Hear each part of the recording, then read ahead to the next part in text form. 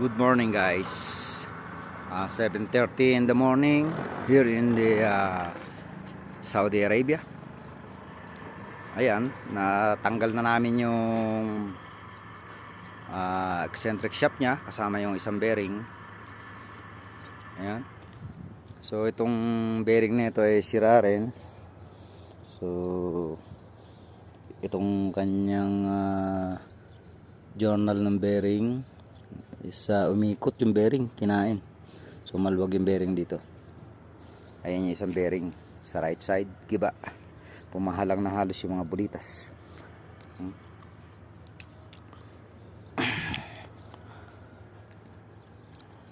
Ayan siya. Oh, may tama rin yung housing. May tama yung housing. So maaaring build up yan and then i-rebore. So halos wala siyang grasa. Tuyo. Siguro kaya naapektuhan yung bearing, na damage. Ayan, bubunutin pa namin ito isang bearing na ito. Okay naman yung sukat dito. Kaya naiwan yung bearing dito sa housing ay may crack yung inside yung bearing. Ayan, crack.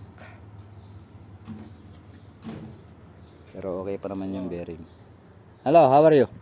Ito yung Sudani na purchaser. Pinapupunta siya ng amo niya rito. How are you, my friend? Fine? Fine? Fine daw.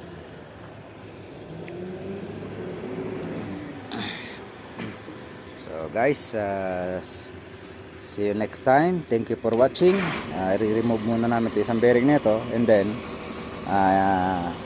titignan ko lahat kung may tama yan rin yung kanyang housing o may damage. Engineer, how are you?